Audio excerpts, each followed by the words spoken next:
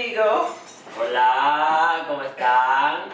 Estoy en Medellin con mi maestro José. Yes, finally. Estamos juntos. So we have to talk. Yeah. And let's talk. Okay, so let's talk Spanish. So we actually went home with Jose, and I met Jose's friends, I met Jose's neighbors, and ¿Cómo te sentiste? how I feel. Okay, let's talk about the Spanish about it, okay? Because he wanted me to be actively listening all day, to active listening. And first, I think for me, active listening can be exhausting. I needed a nap today, okay? I had to go home after the day of all this listening and reset my brain. I was exhausted. I felt like I was running. You know, I was walking up these crazy hills, but that's a whole nother story. But what happened with his friends, I heard them, okay? I heard them. So sometime in this previous year, Spanish is starting to slow down. It's not the slowest, but it's slowing down for me. But I think here in Medellin, what is going on is the way these people speak. Everybody's a thoughtful speaker. There's a lot of pauses while they gather their thoughts, which means you're gathering in your head what was just said to get ready for the next piece of information that you're exchanging, right? And it's Spanish. And they asked me, we talked about exercise. We talked about different body movements of exercise. We talked about my bus. We talked about how dangerous I felt the United States was. I showed them a video and we talked about it. I met, one of his friends' children. I met other children, spoke to other children, okay, which were mostly shy, just wanted to send kisses and just smiles at me and stuff like that because, kids can be shy. And we talked about age. We talked about what happened in the airport with me, that bad experience. We even had a conversation about that. And he was in the room, but there were times that he just left me alone by myself. And even when speaking Spanish. And even when they try to ask me to translate something, or when they wanted to know something like where is she from or how old is she, those kind of things, my answer was always ask her, she's here, ask her. And was so funny also that one of my friends wanted to talk like, let's say, in a way that was more understandable for her, like mi casa, mi casa, mi casa, and I was like, could you please talk normal? Okay, talk normally. She will understand you. And she was. I wouldn't mind that. I would not have mind that. He just.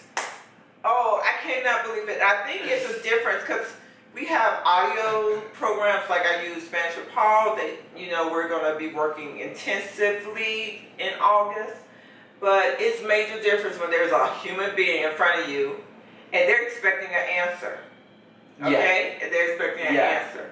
And I know I was so exhausted by the end of this day that when we came home that there was this guy in the taxi. And he told me later that the guy was trying to flirt with me. Yeah.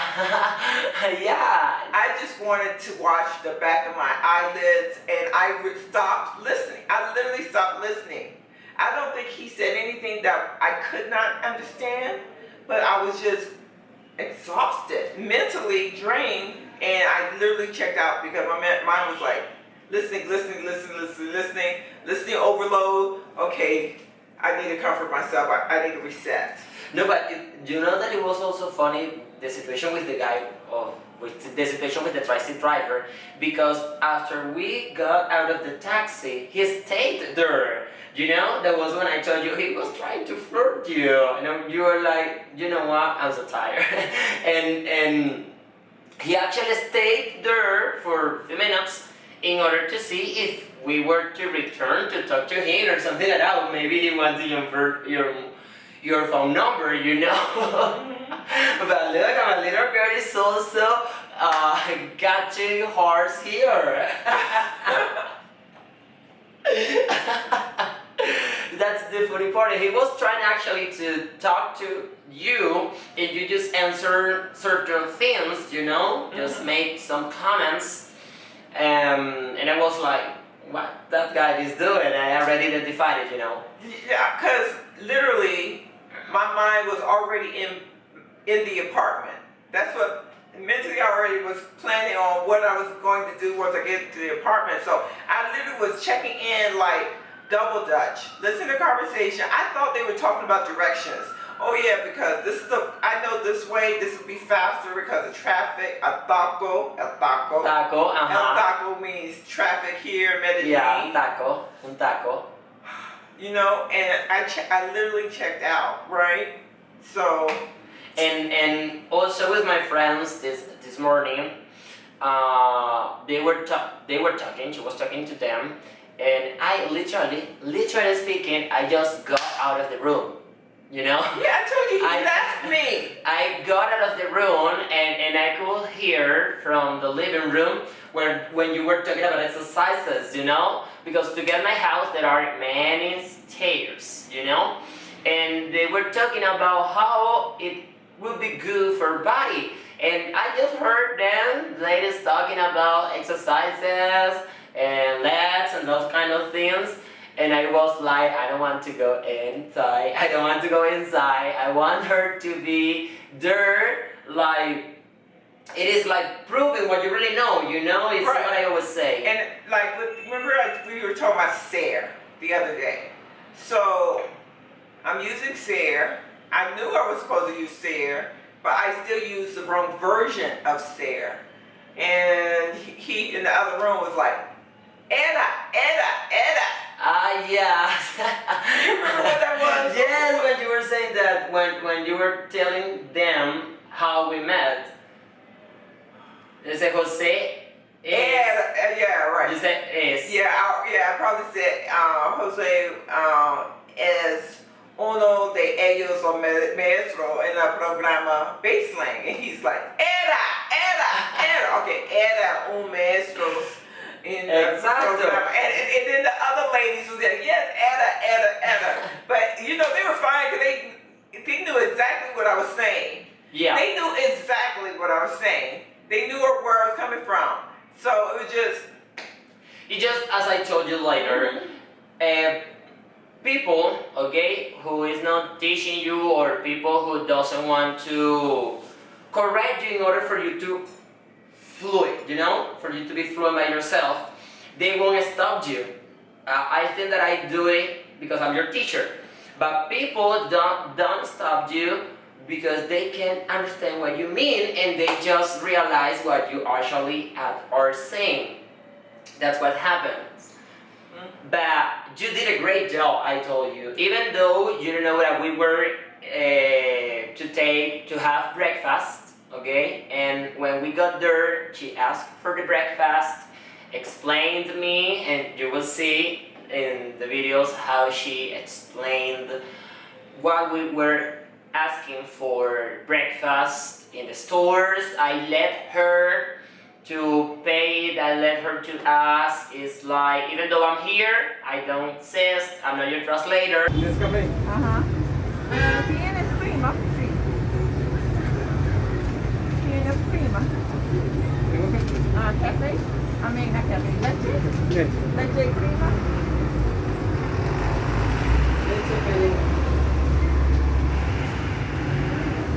Ah, that would work. What do you think?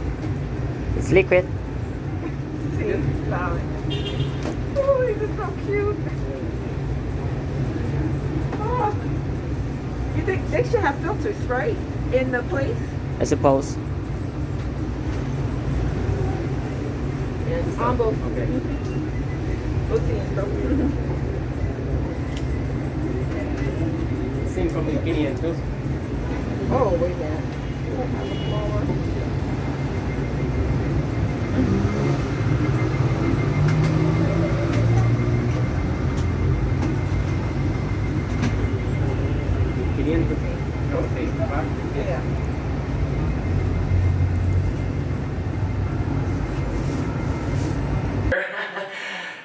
make comments by ourselves. Right. And I really believe, you know, as the day left, the day went on, I became more tired, which means even the simplest things like handling money, that was, you know, I heard and actively, like, necesito cambio, I need my change.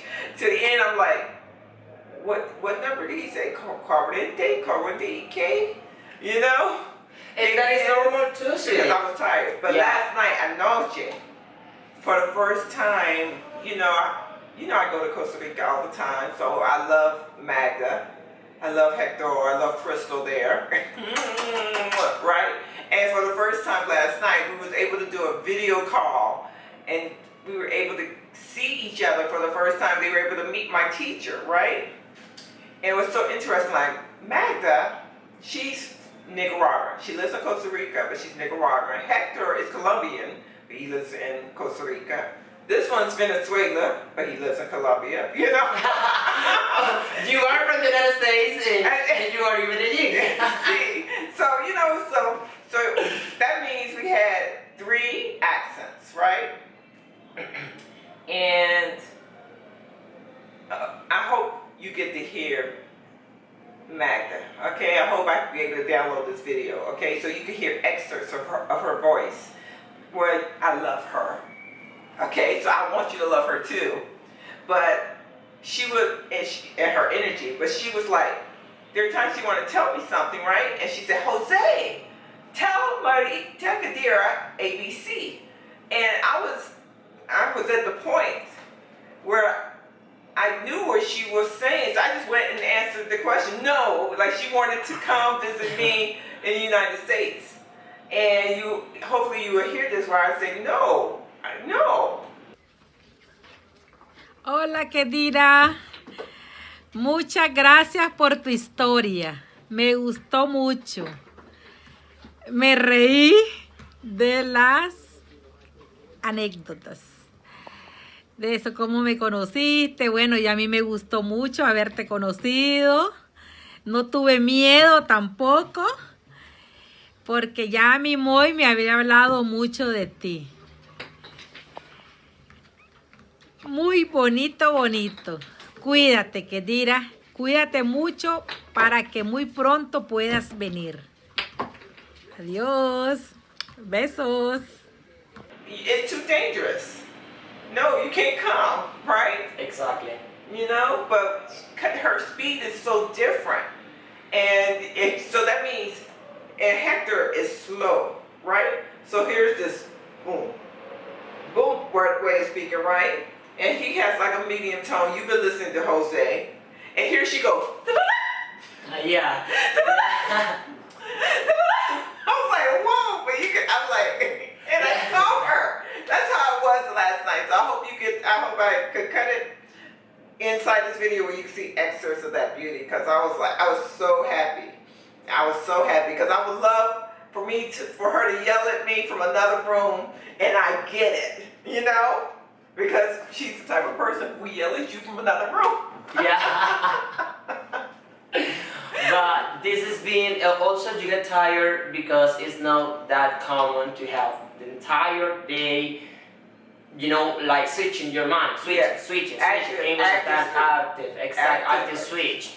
And of course, right now it's just like the first time here.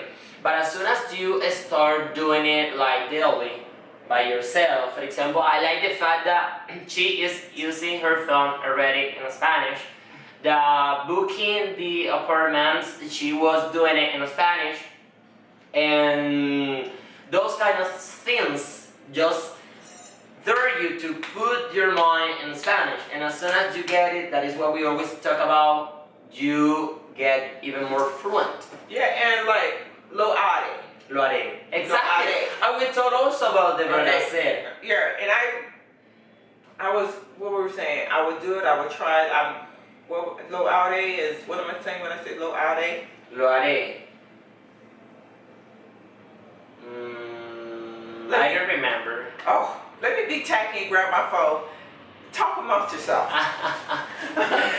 Well, guys. guys. And also, when we were in the taxi or when we were on the streets and they as a sound about something, even the radio or someone selling something, I ask her, pay attention, tell me what they are saying. When we were at the restaurant also, we started like practicing. I was saying sentences as she was translating them. Even the sellers, the waiters, they talk to her in Spanish, you know, even though they realize that she's American and most of them are bilingual too. When they realized that we were practicing Spanish, they also helped us, you know, to continue using Spanish as much as we could. And she's doing a great job, you know. I just tell her, don't be afraid. With the radio, she was listening to the radio, and listening to the radio, she could understand most of what it says.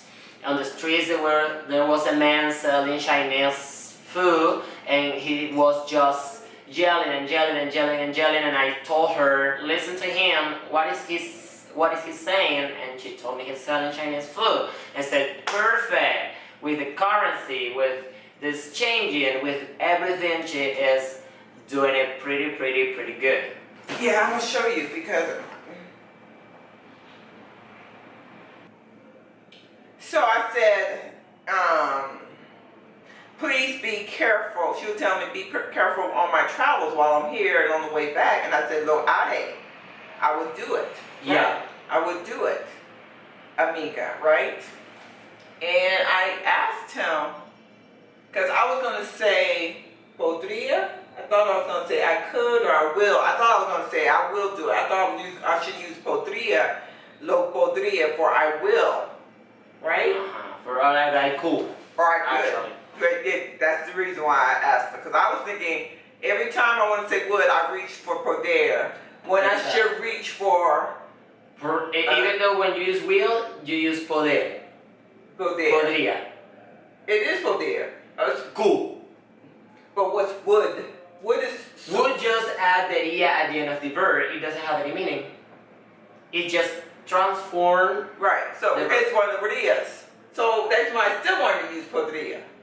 Yes, but when you want to say podría, you need to use could, no would. Yes. You can not say would could, would can. Yeah, how can, so, anyway. Would plus verb. We're about to have a class about see, anyway. So I ended up saying, we discussed it and said, lo haré, amiga. And then afterwards, I said, why did I use haré? And he Because said, of future. because of future. And I said, where verb did it come from? I couldn't remember. And he said, From the verb hacer. hacer. And then we did a quick little thing about hacer. Mm-hmm. Like, you know, Yes, and we also practice it with the imperative too, Yeah. like hazlo. hazlo, yeah, to do it. Uh-huh. To do it. You know? So. Those kind of details are being together. You Mhm. know that when we plus and plus, Uh-huh. you got, let's say, enough, more than enough in this 2 days that you've been here. And it is. Mhm. And after COVID, I hope the situation gets better and everything, and we both could take vacations, or she could take vacations. And imagine if you made this for 1 month, for example. Oh yeah. With people who don't speak Spanish. Right. And I think